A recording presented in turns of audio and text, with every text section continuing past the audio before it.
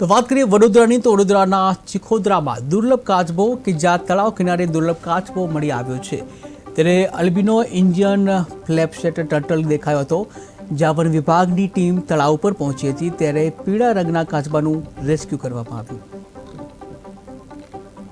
હું આવકારું છું. વડોદરા વિસ્તારની આજુબાજુ ઢાઢર વિશ્વામિત્રી નદીમાં આપણને ઘણા બધા પ્રકારના કાચબા જોવા મળે છે. અહીંયા ગંગેસ્ટિક, ફ્લેપશેટ, સોફ્ટશેલ ટર્ટલ જોવા મળે છે.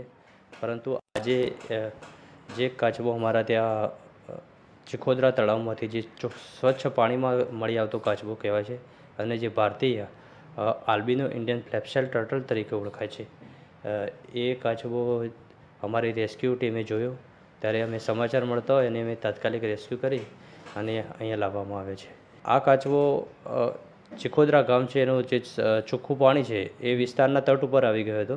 જ્યારે અમે જોયું તો અમને મેસેજ આપ્યા, અમારી જે વોલેન્ટિયરો છે એમને મેસેજ આપ્યા કે આ કાચબા ઉપર કોઈ કેમિકલ અસર હોય એવું જણાઈ આવે છે. તો અમે તાત્કાલિક એનું રેસ્ક્યુ કર્યું અને એનો કલર યલો કલર હોવાથી તો અમે જોયું તો આ એક રેર પ્રજાતિ જોવા મળેલી હતી અને અમને ખૂબ આનંદની વાત છે કે અમે એને સાચવી શકીશું. હવે છેલ્લા મારા 3 વર્ષના અનુભવ મુજબ આ પહેલો એવી ઘટના છે અને એ અમારા નસીબ અને વડોદરાના વાસીઓના નસીબ કે આવા રેર પ્રજાતિ આપણને જોવા મળે છે. તમામને હું આવકારું છું. વડોદરા વિસ્તારની આજુબાજુ ઢાઢર વિશ્વામિત્રી નદીમાં આપણને ઘણા બધા પ્રકારના કાચબા જોવા મળે છે.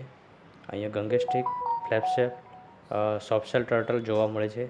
પરંતુ આજે જે કાચબો અમારા ત્યાં ચિખોદરા તળાવમાંથી જે સ્વચ્છ પાણીમાં મળી આવતો કાચબો કહેવાય છે અને જે ભારતીય આલ્બિનો ઇન્ડિયન ફ્લેપશેલ ટર્ટલ તરીકે ઓળખાય છે, એ કાચબો અમારી રેસ્ક્યુ ટીમે જોયો ત્યારે અમે સમાચાર મળતા હોય અને અમે તાત્કાલિક રેસ્ક્યુ કરી અને અહીંયા લાવવામાં આવે છે.